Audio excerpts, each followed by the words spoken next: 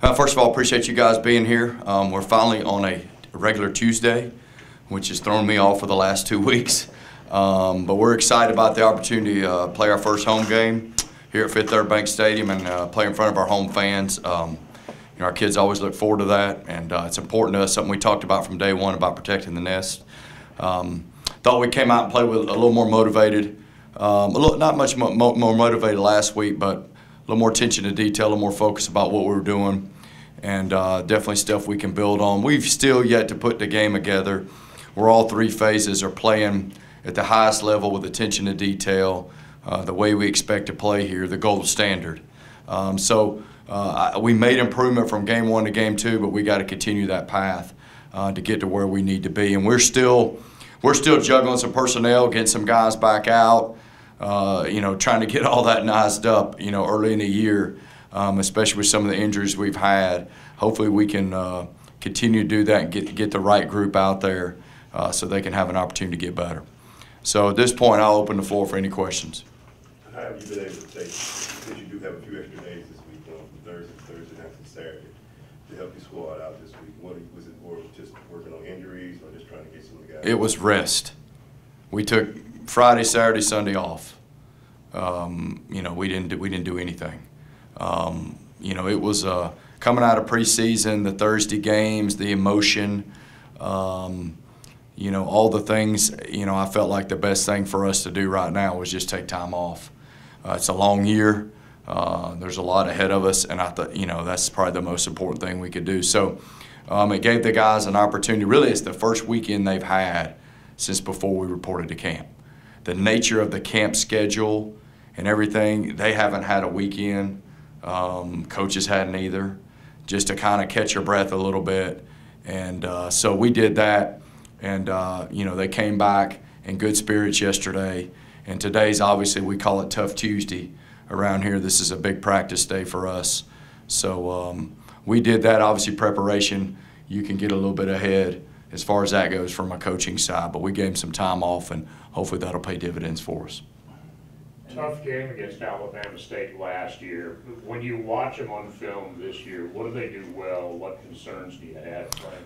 Well, there are a lot of guys that played last year that are on the team now, and their coaching situation has changed since then. But they, offensively, they're good on offensive line. They got several good running backs.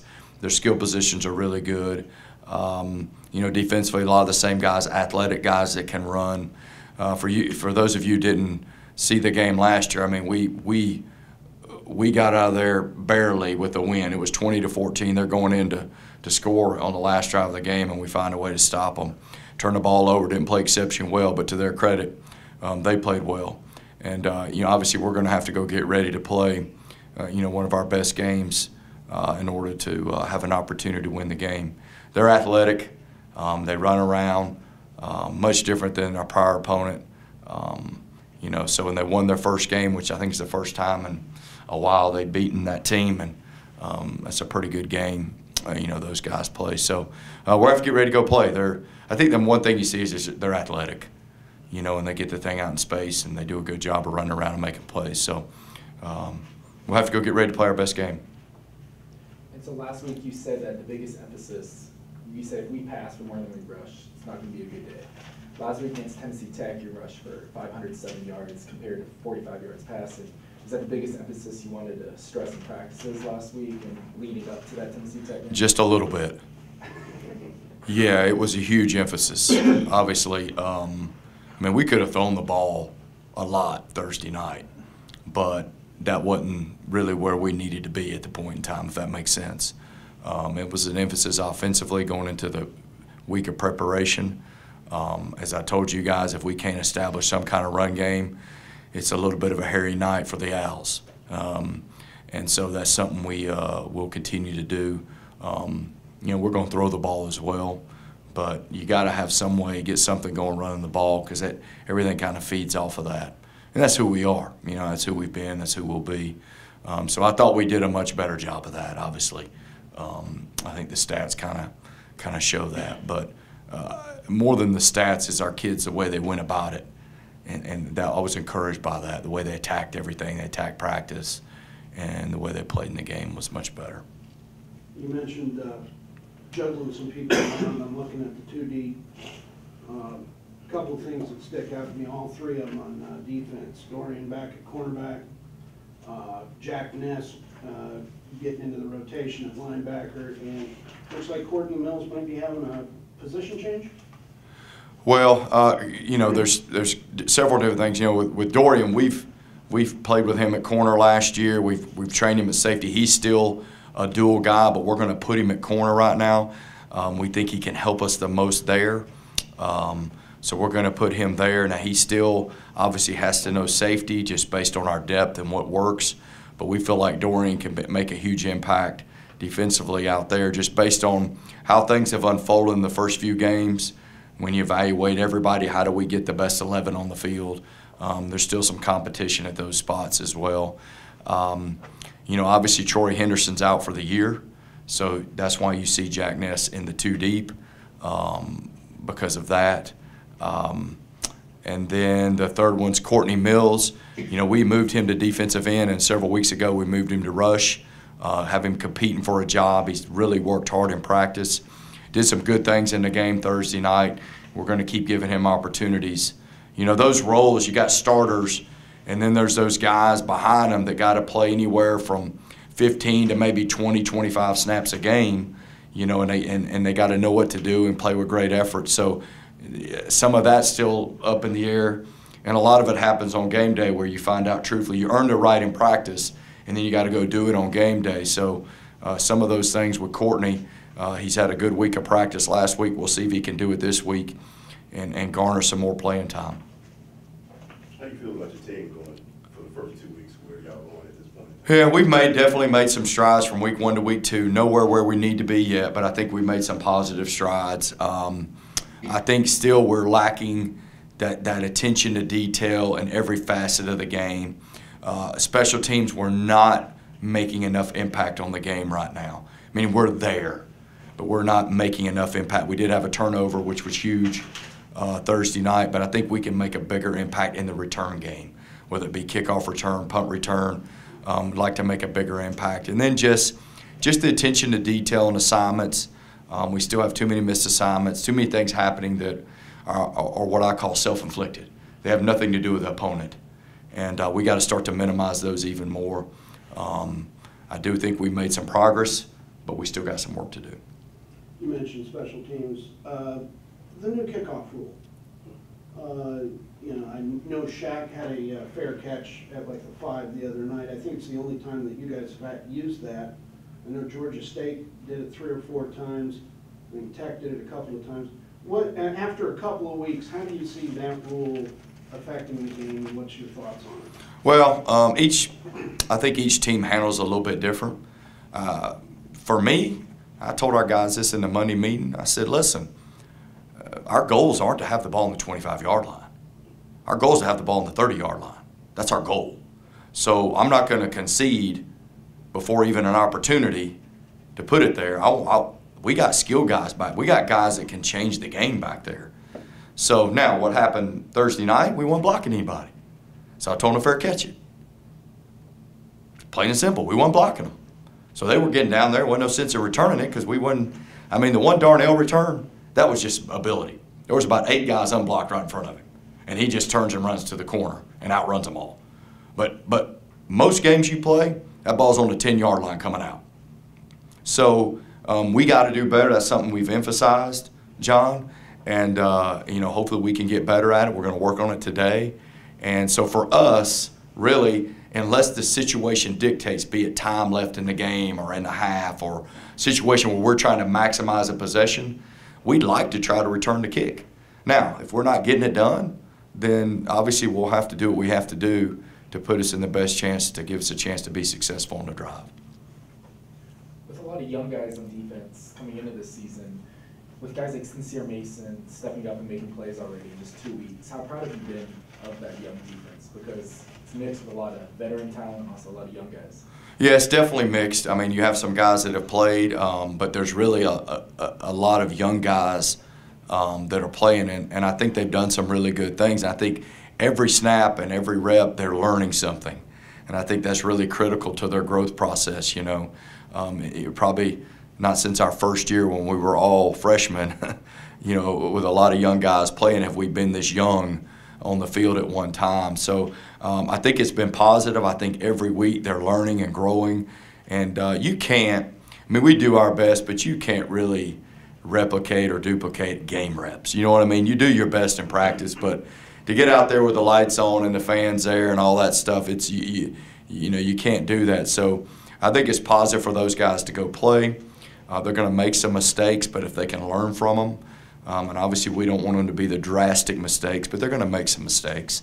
But hopefully they can learn from them and bounce back. We said all along we're probably more athletic than we've been on defense. We just lack some experience, you know. And you hope as we move further along into this season that we can catch up on the experience and hopefully that athleticism will enable us to even be better as we go. Coach, Go ahead. Chandler eclipsed 2,000 yards rushing, second Big South player to do so. What has made him, given him the ability to do that, to be so successful in this offense? Well, I think, you know, Chandler's Chandler. You know, I've talked a lot about him. He's our team leader. He's intrinsically motivated. He prepares himself unlike probably anybody else on our football team, from studying film to get himself ready to go. He can adjust in the game. So when they're given different looks or different reads, he can adjust on the spot before he ever comes to the sideline, you know, to get adjustments. He's a coach on the field. And I think he's able to make those adjustments. And when you do that and you execute and you know, you run the offense, it gives you some opportunities to make some plays.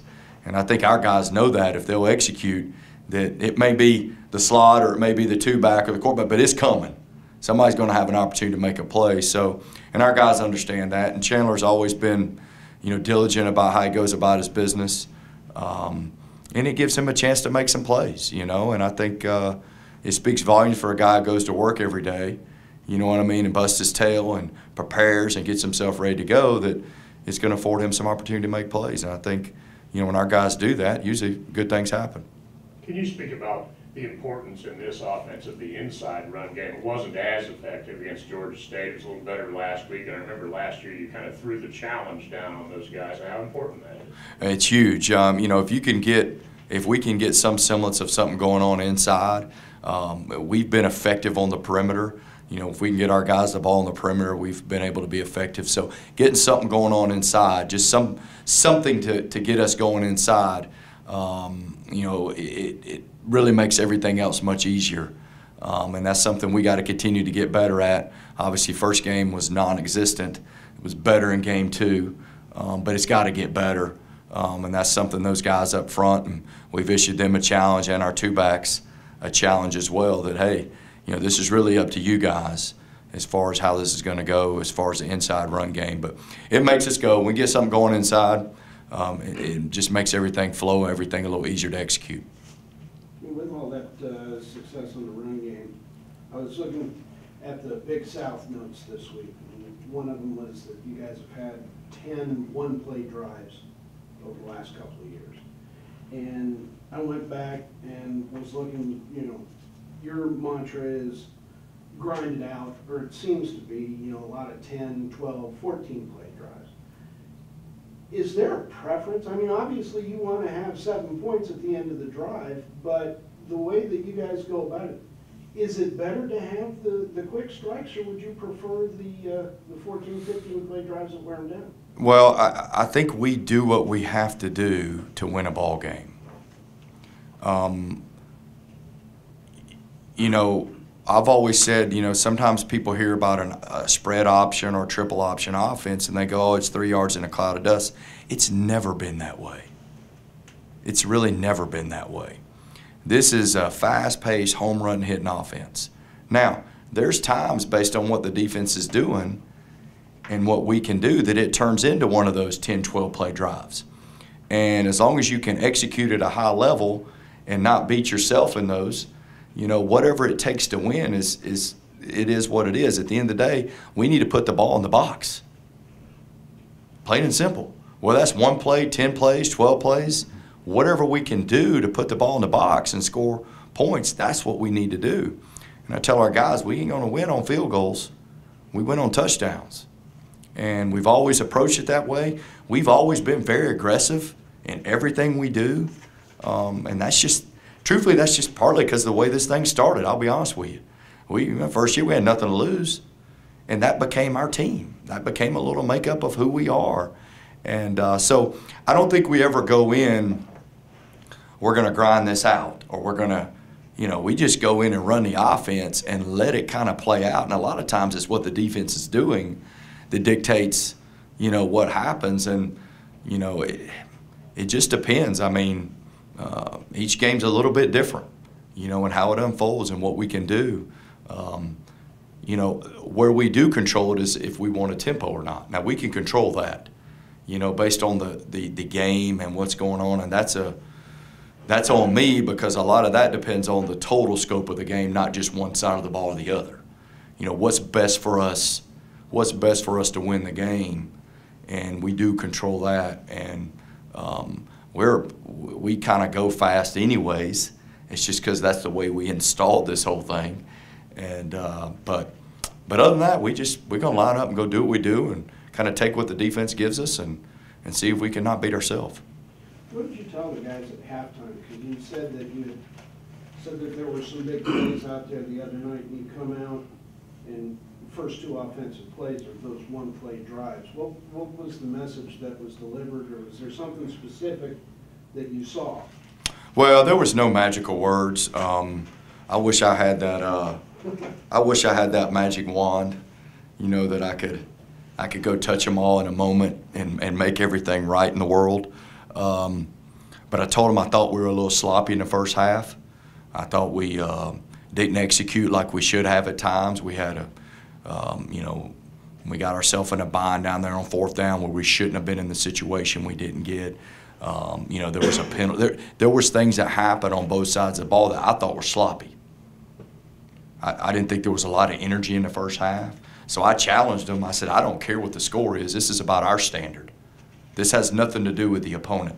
This is about us and who we are and how good we want to be. And really, that's kind of been it a lot.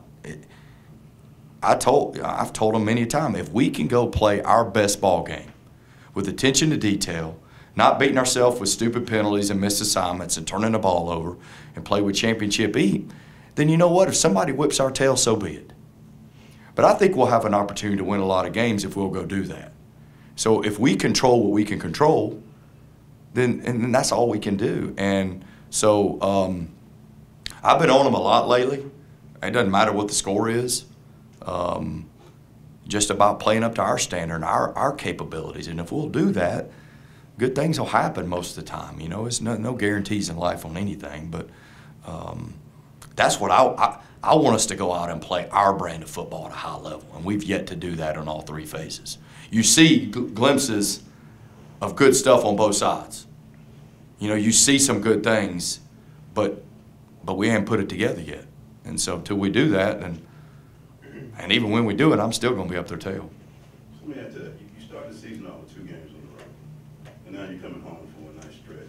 What would that, in your opinion, what did that do for the young guys when you started off on the road? And what do you see being in an environment that would be friendly for them? What could that do to help them out? Well, like I said, I think just those reps and being in a game, and especially in different environments, you think for especially the young guys, it's going to have a positive impact on them. Every situation you can put them in right now is positive. Even if they fail, to be successful in life, you got to fail. That's a hard reality sometimes, that you got to screw it up so that you can get it right for the long haul, and that's tough sometimes. So hopefully some of these experiences they've had will help them, and then obviously coming home, you hope there's a little extra juice, playing in front of your home crowd and having a chance to play here at Fifth Third Bank Stadium for the first time. Obviously, we're on a nice home stretch here to start it out, but you hope that's going to bring a little added juice that obviously will help us do the things we need to be successful in the game. Brian, you use the term a lot, attention to detail. Is that with the youth, or is that just everybody? And if so, that needs to pick up probably pretty fast, and you're hoping that... Yeah, that's a great question, and it's been really, we've been talking a lot about it even before our first game, and then I think sometimes the drastic consequence brings reality to something you've been talking about, if that makes sense. So, you know, sometimes as coaches, as a player, it's in one ear and out the other, and then all of a sudden you have that drastic consequence. Oh no, all the little things matter. All the little things make big things happen. You know, so it was better, but it's not where it needs to be, and it's really practice habits. Because you could take things that happen in a game and you could go take practice reps and you can almost put them back to back and go, this is why this happened. And really it's good for our kids so they can see it, because we're very much they need to see it. You know what I mean? They don't need to hear it, they need to see it. And so there was a lot of that, especially with game one. I think we made some improvement, but we're not there yet when it comes to the attention to detail and just where are your eyes? Is your footwork correct? Is your all the little stuff, the detail, the fundamental of an assignment, because we're such a synchronized, everything we do works together. Offense, it all works together. And when you see one guy not doing what he's supposed to, it can affect the other 10. And next thing you know, things are off. You know, and when we got on a roll a year ago, it was pretty well synchronized. Guys were humming at a high level. And I look back at our game last year, offensively particularly, it might have been as poor as we played. Man, it was bad. And I knew it was bad, and then I turned the tape on. You know, remove all sharp objects. I mean, it's bad. So I hope some of these lessons learned now and prior, you know, things that happened in the past, you got to learn from them. And hopefully they're eye-openers for our kids and our coaches. It's all of us. We're all in this thing together. I mean, you know what I mean? It ain't just the players. We're all in together. You got to pull the thumb and look at what you can do better, like we talked about a week ago. But I agree with you. It's got to be better. And I think really good football teams just keep making improvements. You know what I mean? They're not a roller coaster ride. You see a little steady improvement each week. You know, and that's what we hope to see. Anything else? Yeah, one last thing. We're 2 games in, new rule with the freshmen can play 4 games before they get redshirted. How are you guys approaching that? Because it's like, I know Markeith played the first week, he didn't play last week. I mean, is it an ongoing challenge to figure out where to get guys in? It is a daily, weekly challenge. It is, you know, each week brings new opportunities. You know, personally, I'd like to redshirt all of them if I could. You know, that way find a way to let them play in 4 games and get them, you know, because I think just building programs, especially here when you're building things, your best 4 years is going to be your back end 4 years. There's no 2 ways about it. And so, but there's going to be some areas that we're not going to be able to do that just from a depth standpoint. So honestly, John, it's week to week. This week even brings a bigger challenge playing at home. Obviously, we usually dress more guys at home. But it's a week-to-week challenge because I don't know what the game's going to bring. I don't know what's going to happen. I don't have that crystal ball. So you really can't even, like, I keep up with it all in my head, and we talk about it. So when I get in a game, when things come up, we can make a decision. Great example. Thursday night, Troy Henderson goes out. We don't have a lot of depth at linebacker. So I'm trying to get to the trainer to find out, is he out for the game? Is he out for the year? Should I go play the freshman? Should I wait? Well, we had already talked about it, and once we found out that the injury was significant, play him, because he's going to have to play anyways. You know, and then luckily we did, because truthfully Charlie Patrick can't play the first half Saturday either. So from a depth standpoint, it's really thin at that position. So everything's a little bit in the balance of what happens, and it's a lot of the individual based. So it is, to answer your question, is daily, weekly. You know, we have a big picture plan, kind of trying to figure it out, but you kind of wait till you get in the game and see where it goes. And we do talk about it as a staff so that we're prepared when something happens. Collectively, we make good use of the reps. You know, we don't want to waste a kid playing a couple snaps unless we have to. We want it to be significant. Whether it's 4 games or more, whatever it is, we want it to be somewhat significant. So it's interesting. It's new, you know. We're navigating it each week, and we'll just kind of see where it goes. I don't have a you know, hard fast on one way or the other. There's a handful of kids kind of in the balance, you know. They get reps, whether it's 4 games or more, we'll see. All right, thanks, Coach. Appreciate you guys. Thanks for being here.